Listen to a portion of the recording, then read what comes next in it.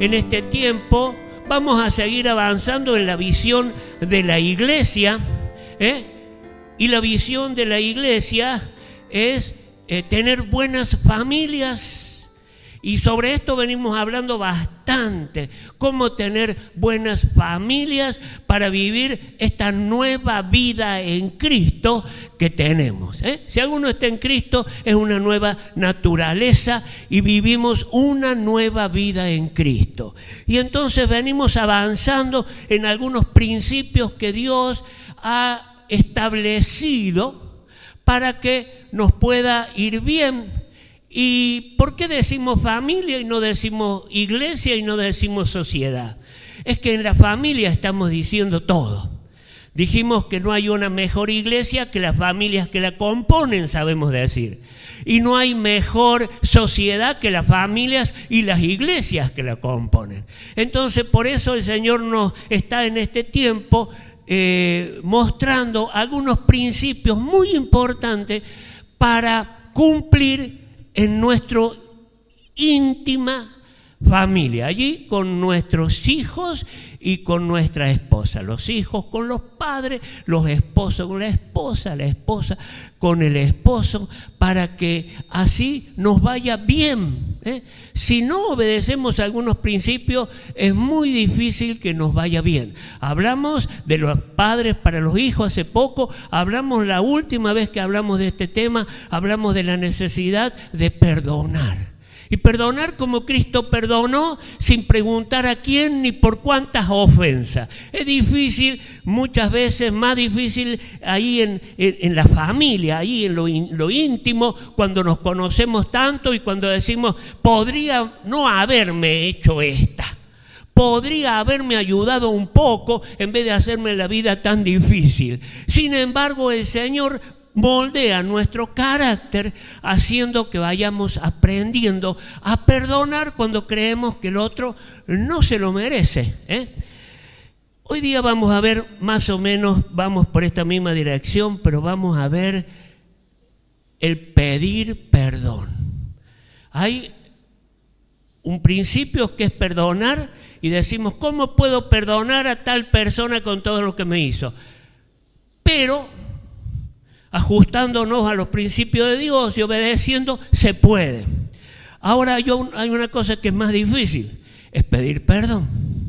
Porque cuando se trata de pedir perdón, ahí tenemos que poner nuestra cara, tenemos que humillarnos, tenemos que dejar de ser lo alto que somos para reconocer nuestros errores, ahí íntimo, con nuestros hijos, con nuestros padres, con nuestros esposos. Entonces esto es un poco más difícil. Pero la palabra nos dice en Santiago 3:2, todos cometemos muchas faltas. Bueno, no es para que nos alentemos, pero es para que no nos desanimemos del todo. Todos cometemos muchas faltas. ¿Quién entonces es una persona madura? Pregunta ahí el pasaje, pregunta Santiago en la Biblia. ¿Quién es una persona madura si todos cometemos muchas faltas? Y empezamos a ver cómo se va abriendo el panorama en la misma palabra. Pablo dice en Romanos 12:18, hagan todo lo posible por vivir en paz con todo el mundo. Entonces una persona madura es la que empieza a trabajar en esta área. Hagan lo posible por vivir en paz con todo el mundo. Dice Efesios 4:26, si se enojan, vamos entrando ya, si se enojan, no cometan el pecado de dejar que el enojo les dure todo el día. Así no les darán lugar al diablo.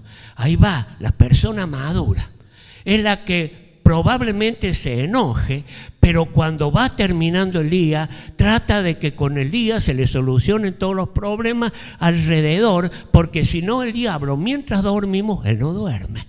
Y mientras nosotros queremos descansar, el diablo va haciendo de la suya y va avanzando en este plan que tiene de destrucción. Vino a destruir. Dice Mateo 5:25. El Señor Jesucristo ya da este consejo. Lo da en el Sermón del Monte. Y entonces dice, reconcíliate con tu enemigo, fíjese, reconcíliate con tu enemigo de inmediato. ¿Cuándo? De inmediato. Antes que sea demasiado tarde. ¿Cuándo puede ser demasiado tarde? Dice, te lleve a juicio, te arroje en la cárcel, te aseguro que tendrás que permanecer allí hasta que pagues el último centavo. Sé maduro, arregla tus cuentas con tu adversario mientras vas con él en el camino, dice la otra traducción. Y con nuestros hijos, con nuestra esposa, normalmente vamos en el camino. Arregla, ¿por qué? Porque tenés la posibilidad de caer prisionero del enemigo. Y te aseguro, dice, que no vas a salir de allí hasta que pagues el último centavo. La misma idea de perdonar. Yo tengo que perdonar para no caer en la cárcel de opresión, de prisiones, de que el diablo gana ventaja. También tengo que pedir perdón porque si no el diablo está a la expectativa ahí para destruir nuestra familia, nuestros hijos, nuestros padres. Vamos apuntando a cómo edificar una familia sana, ¿verdad? Ahora es pidiendo perdón, para que todas estas cosas no nos ocurran. Es muy importante pedir perdón de nuestras ofensas hechas. Muy importante. Debemos buscar la reconciliación con la persona a quien ofendimos. Debemos buscar la reconciliación con la persona que ofendimos. Hoy vamos a ver un ejemplo, y con este ejemplo yo quisiera que podamos ir sacando algunas enseñanzas. Había un padre, usted rápido lo va a deducir, no lo voy a leer por el tiempo. Había un padre que tenía 2 hijos. El menor de ellos le dijo: padre, dame la parte de la herencia que me corresponde. Y el padre se la dio y el hijo lo dejó al padre, tomó el dinero y se fue lejos. Y cuando todo lo hubo malgastado, hubo gran hambre en la ciudad y entonces le empezó a faltar. Y cuando le empezó a faltar, quiso buscar un trabajo y le dieron el peor: que vaya a cuidar cerdos. Y allí, cuando cuidaba cerdos, quería comer de lo que le daban a los cerdos, pero no le permitían, así que se estaba muriendo de hambre. Y cuando se empezó a morir de hambre, dice, vuelto en sí, dijo: ¿cuántos jornaleros hay en la casa de mi padre que tienen abundancia de pan? Y yo aquí perezco de hambre. Entonces me levantaré e iré a la casa de mi padre y le diré: Padre, he pecado contra el cielo, contra ti, ya no soy digno de ser llamado tu hijo. Haceme como uno de estos jornaleros, por lo menos voy a vivir mejor que aquí donde estoy. ¿Qué ejemplo? Lo tomamos muchas veces ejemplo para el padre que espera a su hijo, que perdona a su hijo y es perfecto. Pero también lo podemos tomar como el ejemplo del hijo que después de haber gastado todo, después de haber hecho lo que bien le pareció, después de haber lastimado mucho a su familia, a su hermano, a su padre, después de haberle gastado la herencia, se va, pero un día se da cuenta que tiene que volver. Y para volver hay algunos pasos que dar. Yo le voy a dar 4 pasos que son los que tenemos que dar para pedir perdón. Porque muchas veces dicen: ¿cómo pido perdón? Bueno, hay 4 pasos que encontramos en este pasaje que tenemos que dar para pedir perdón. Primero, aceptar que cometimos una ofensa. Es así. Ahí está el abogado, con un abogado, pero así es en la ley. Y la ley de Dios está sacada de muchos principios de la palabra. Entonces, primero, aceptar que cometí una ofensa, sin duda. Segundo, estar arrepentido. Porque si decís cometí una ofensa, pero no te importa mucho, y probablemente no llegues nunca a la solución. Segundo, estar arrepentido por la falta. Tercero, confesar la falta al ofendido. Sin duda, confesar la falta al ofendido.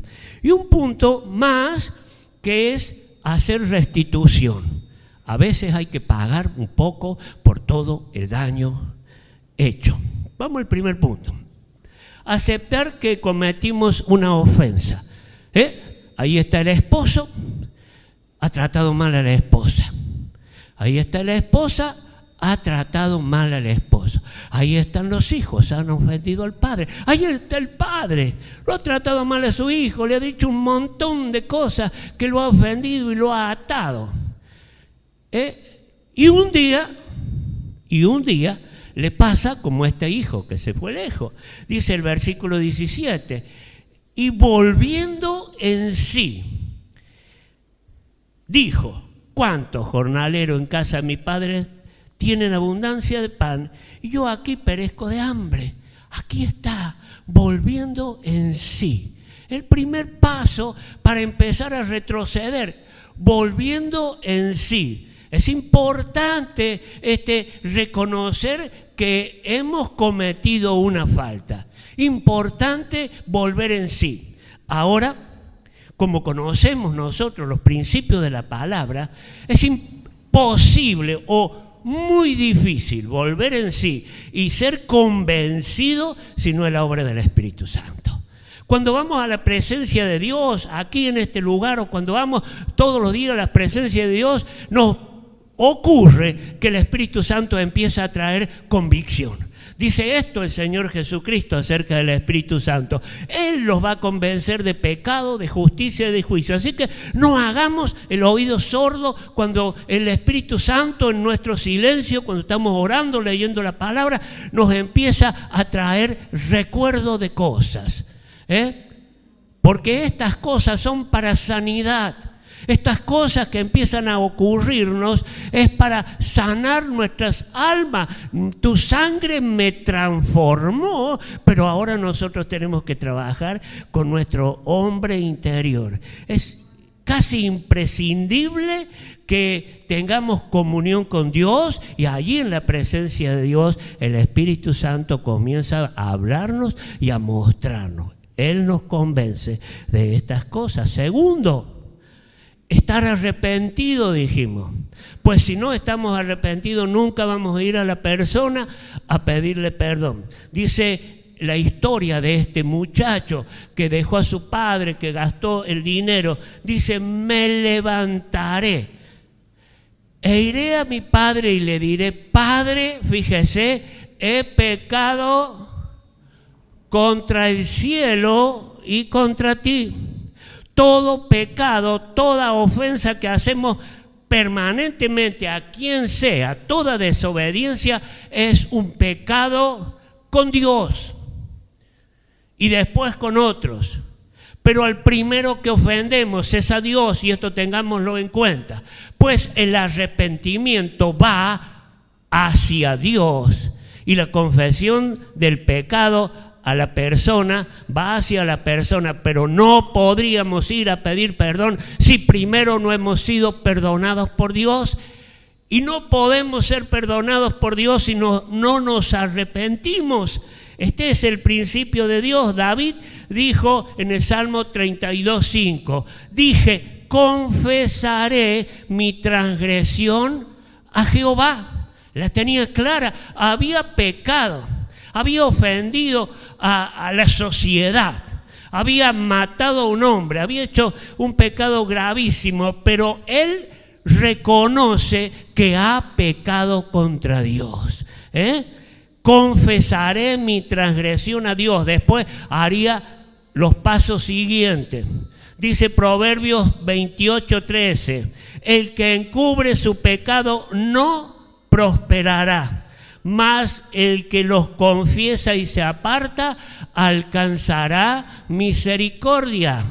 Podemos cubrir, y fíjese esto, qué importante es que lo tengamos en cuenta.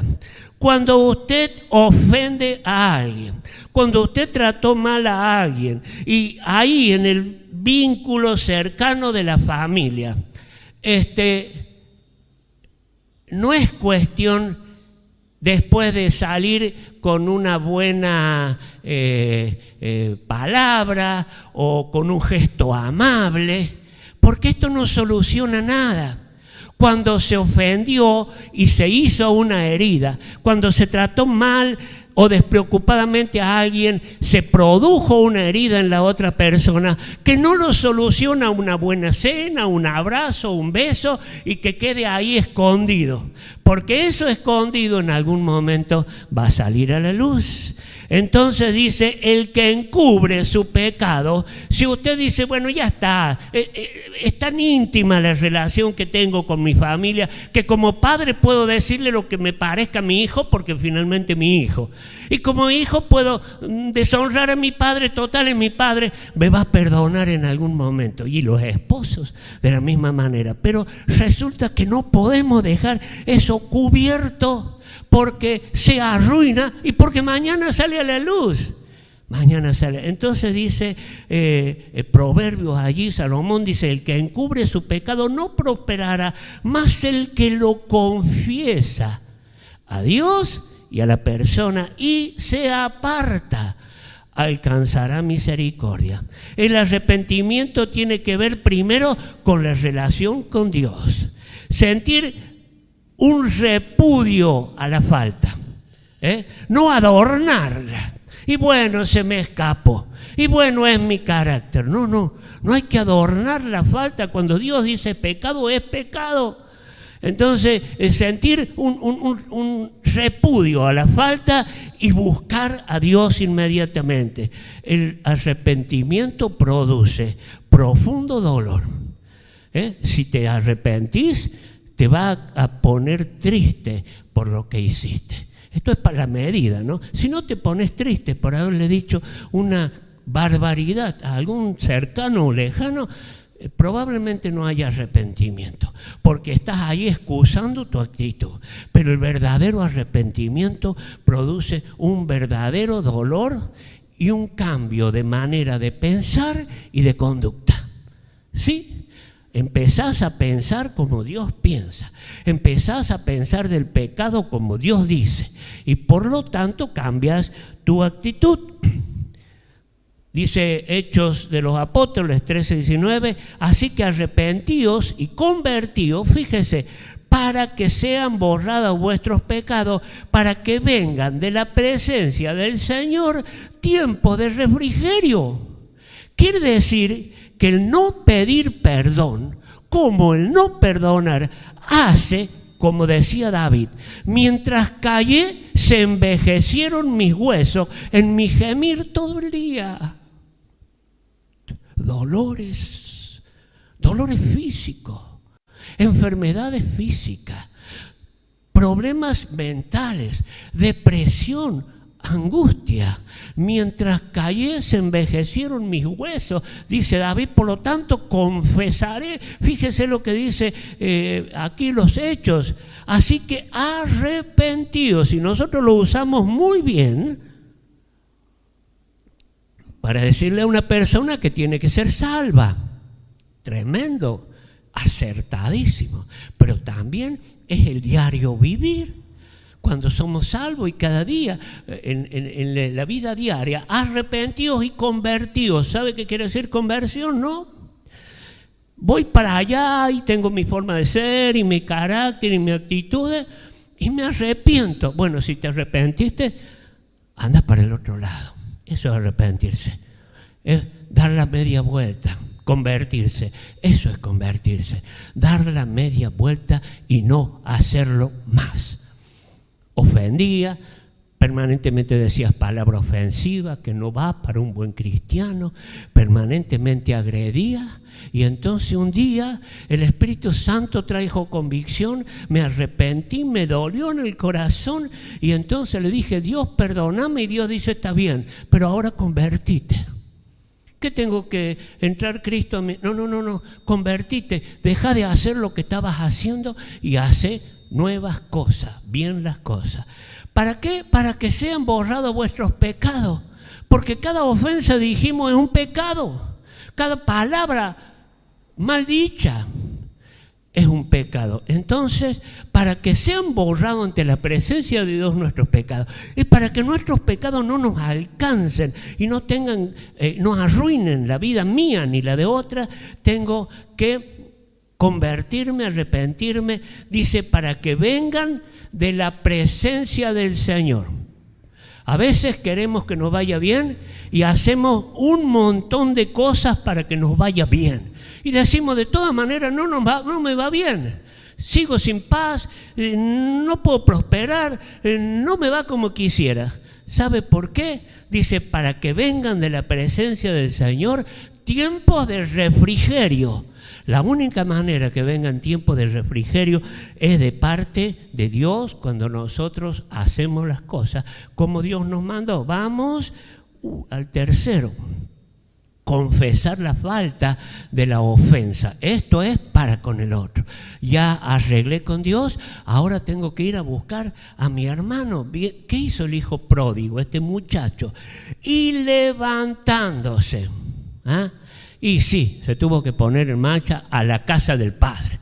Te tendrás que poner en marcha a la casa del amigo, del vecino, a la casa del compañero de trabajo, o a la pieza de tu esposa, o a la habitación de tu hijo. Y levantándose, este había ofendido al padre, y levantándose vino a su padre. Y le dijo, Padre, he pecado contra el cielo y contra ti. Contra el cielo ya lo arreglé, ahora me falta arreglarlo con vos. Y entonces, como con vos lo quiero arreglar, ya no soy digno de ser llamado tu hijo. Y esta era la posición. Le había gastado todo al padre, había arruinado prácticamente la familia. Ya no era digno, ahora quedaba de parte del padre. Dice, ¿qué es confesar? Decir lo mismo que ocurrió. No le agregué ni le saques. Decir lo mismo que ocurrió. Cuando confesamos nuestra falta a Dios, tenemos que decir lo que Dios dice de nuestra falta. Si cometiste adulterio, le decís Dios, adulteré. Si mentiste, le decís Dios, mentí. Esto de decir, Señor, perdóname todos mis pecados, como decimos en nuestras oraciones rapiditas. Señor, perdóname todos mis pecados, amén. No, eso no es confesión, dice Dios. Vos sabés lo que hiciste. Y entonces confesá, decí lo mismo que yo sé que vos hiciste. Decir lo mismo, hablemos el mismo idioma. Admitir la culpa, declarar abiertamente, hablando con libertad. Vamos a tener que hablar, sin duda, porque con nuestros labios dimos muerte, ahora con nuestros labios tenemos que dar vida. Le doy algunos consejitos muy prácticos. Debo ir muy rápido. Algunos consejitos muy prácticos. Cuando usted se decida ir a pedir perdón, busque el lugar y el tiempo apropiado, sin ninguna duda.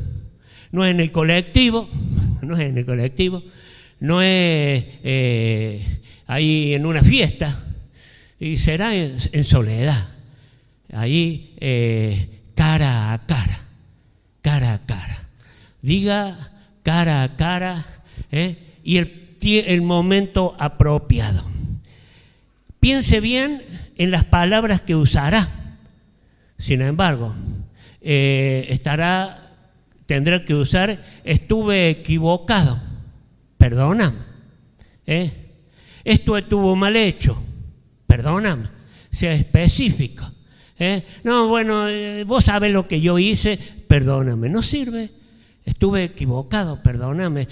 Lo que hice estuvo mal hecho, así que me vas a tener que perdonar. No trate su culpa livianamente. Y bueno, yo soy así. No, si somos hijos de Dios, tenemos que tener el carácter de Cristo. Entonces, no trate su culpa livianamente. Usted ha lastimado a una persona. Sea humilde, no ponga excusa. Y sí, porque vos me dijiste tal cosa, entonces yo... Y siempre ponemos excusas en el matrimonio, en la familia, y rápido le encontramos la salida, porque vos hiciste esto, yo hice esto otro. No tiene excusa, no tenemos que excusarnos. Admita su responsabilidad, aun cuando la otra persona no le pida perdón. En un problema familiar siempre dos tienen culpa, ¿no?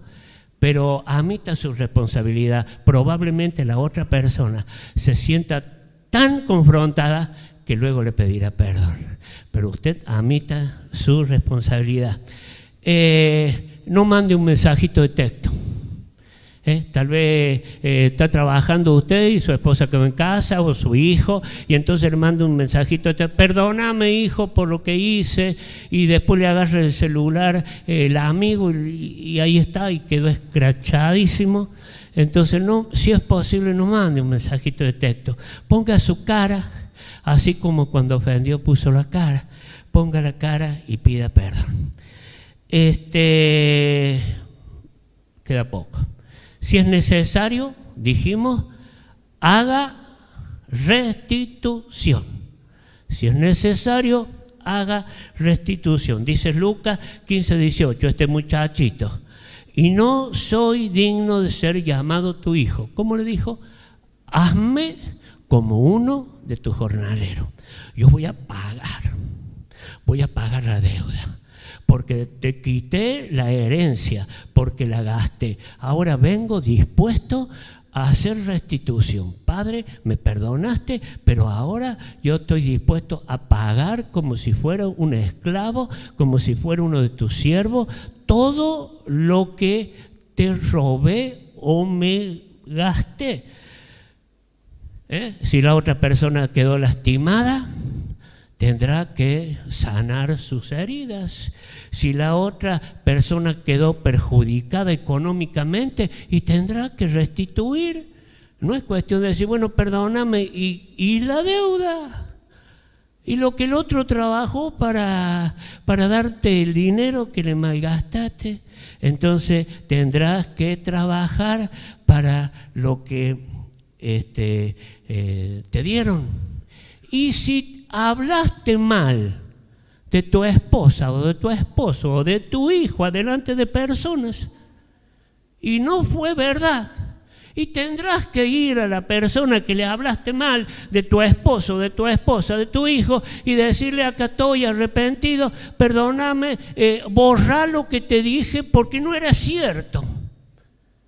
Porque muchas veces quedan en el camino personas muy lastimadas y muy mal vistas, porque otro despreocupadamente dijo lo que bien le pareció. Esto es restitución. Dice Números 5:7. Aquella persona, hablando de la persona que ofendió o tiene que hacer restitución, aquella persona confesará el pecado que cometió y compensará enteramente el daño. Números 5:7. Zaqueo, conocemos la historia de Zaqueo, cuando se convirtió, dice: aquí, Señor, la mitad de mis bienes doy a los pobres, y si en algo he defraudado a alguno, se lo devuelvo 5 veces. Esto es restitución. Conclusión, terminamos. ¿Qué beneficio trae el pedir perdón? Usted me dirá: me tengo que humillar, tengo que quedar mal, quedo como. Hay beneficios. Dice Lucas 15:22, del mismo muchacho: pero el padre dijo a sus siervos: sacad el mejor vestido y vestidle, y poned anillo en su mano y calzado en sus pies. El Señor es el que restituye tu actuar bien. El Señor es el que te va a premiar. El Señor va a bendecir tu vida. El Señor va a soltar todas esas ataduras con las cuales estás atado al pasado y a toda esa historia. El Señor va a sanarte. El Señor va a libertarte. El Padre dijo a los siervos: ahora este es mi hijo que había muerto y ha revivido, se había perdido y hoy lo tengo en casa.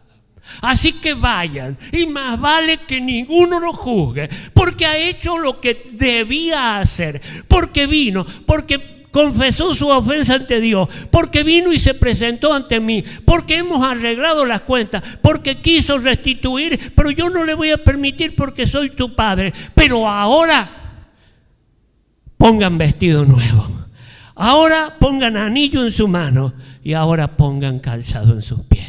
Querido hermano, querida iglesia, querida familia, estamos mostrando principios de bienestar para tu familia, para tu casa, para la iglesia y la sociedad. No temas que el Señor no te va a avergonzar. No temas que aquella persona que te vea hacer esto va a quedar honrado. Porque Dios honra a los que le honran. Así que no temas cumplir con este principio de Dios, porque te va a poner alto. Y no solo que te va a poner alto, sino que vas a lograr sanar tu vida interior y tu cuerpo muchas veces, y va a haber sanidad en tu casa, seguramente. Santiago 5:16, confesaos vuestras ofensas. Aquí está el por qué tenemos que confesar nuestras ofensas unos a otros. Muchas veces decíamos, ¿y por qué tengo que ir a decirle a mi hermano lo que a mí me pasa? ¿Y por qué tenemos? No, confiésense las ofensas que se hacen unos a otros, y luego, después que se han confesado las ofensas y que primero han pedido perdón, ahora tienen una puerta abierta. Oren unos por otros para que seáis sanados. ¡Gloria a Dios! Y la oración eficaz de ese justo. ¿Y por qué es justo? Porque pidió perdón a Dios, porque se reconcilió con su hermano y puso lo que debió hacer. Porque ahora puede orar y podemos orar juntos. Y entonces el Señor trae sanidad a la persona, a la familia, a la iglesia, a la sociedad. Porque ahora sos un justo, porque obedeciste los consejos de la palabra. Y la oración eficaz del justo, mira, puede mucho. Hay familias que se podrán sanar sin que creas que se pueden sanar. Aunque hayas hecho esfuerzos tremendos, pero si no hubo arrepentimiento, si no hubo confesión de pecado, si no hubo perdonar, no hay solución. Porque este es el principio de Dios. Y dijimos, vamos a dar principios para que te vaya bien. Y cuando te vaya bien en tu casa, tu vecino va a mirar y va a decir, quiero esa casa. Porque escuché muchas veces gritos, pero ahora no se escuchan más gritos, porque ahora salen, porque ahora se van a la iglesia. Así cantaba Marino, ¿se acuerdan de esa canción de Marino?